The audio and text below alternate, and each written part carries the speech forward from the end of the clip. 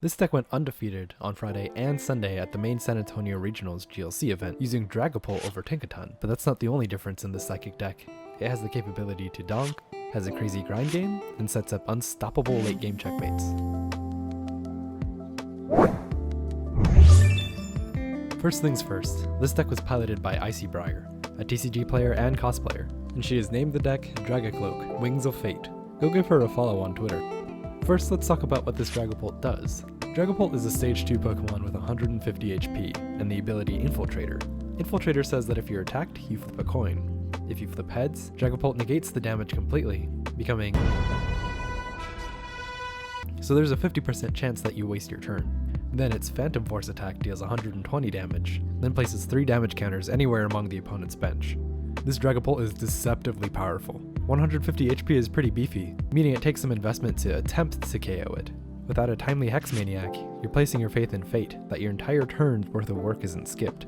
This is further complicated by Luxurious Cape, increasing its HP to a colossal 250 HP. Now, I don't know about your deck, but most decks can't find both Field Blower and Hex Maniac in the same turn. Dragapult sticking around synergizes with Phantom Force and its spread damage. 3 damage counters, or 30 damage, is perfect to set up KOs on high HP basics, like Druddigon and Kangaskhan, or chipping down low HP basics. Ever heard of Skwovet? The squirrel is knocked out passively over 2 turns.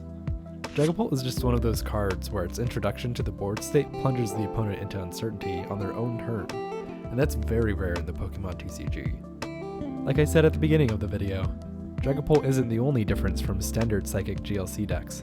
I mentioned dunk potential. Let's take a look at Galarian Articuno, who has 2 beautiful promo arts by the way.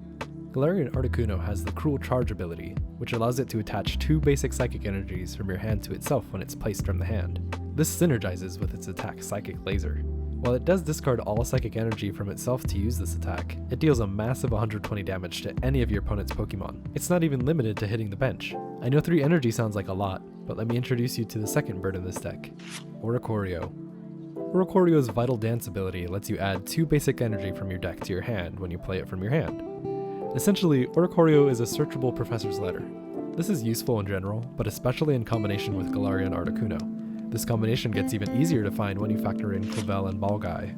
Clavel lets you search for 3 Pokemon with 120 HP or less, so Clavel alone gets you the Galarian Articuno and Oricorio combo plus an extra basic. This could be one of your many evolving basics, or you could get Unknown. Unknown has the Farewell Letter ability, which lets you discard Unknown from the bench to draw a card. This may seem like a waste of a deck slot, but Unknown is actually the secret boss of this deck. It makes every search and recovery card in Icybriar's deck broken. Imagine this. You need to use Lana's Aid to recover a basic that was knocked out last turn and a basic Psychic Energy, but then you also get to add back Unknown. Suddenly, Lana's Aid's effect becomes get back cards from the discard pile and draw a card. Clavel and Balgai become search your deck for any Pokemon you need and draw a card. See where I'm going with this? Unknown gives you 3 or 4 extra draws per game alongside what your supporters do. Have you ever had a game where drawing 1 extra card would have been game defining? Unknown gets you there. Speaking of consistency, the last Pokemon that's a little out of the ordinary here is the third bird, Xatu. Xatu's ability, Clairvoyant Sense, lets you attach a psychic energy from your hand to one of your bench Pokemon and then draws 2 cards.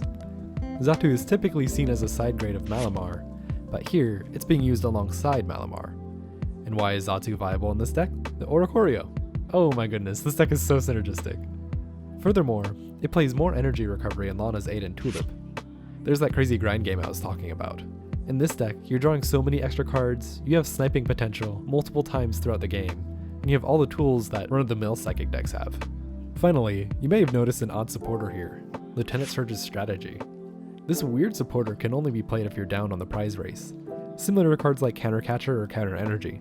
When it's played, it lets you play 2 more supporters on your own turn. This is insane. Imagine getting Marnie to 4 cards in hand, and then your Bibarro gets gusted by Boss's Order and knocked out by Dragapult. And Lieutenant Surge is consistent in this deck because you're drawing so many cards in combination with Glade's Buddy Catch ability that lets you search your deck for any supporter. This deck can snowball if you take an early lead, and Surge provides miraculous comebacks when you're behind. If I've convinced you to try this deck out, I've linked the decklist post in the description below. And if you feel so inclined, come back over here to subscribe to my channel for more GLC content. So what do you think of the Wings of Fate deck? I can vouch for the deck myself, having used it to top many GLC locals. Let me know in the comments.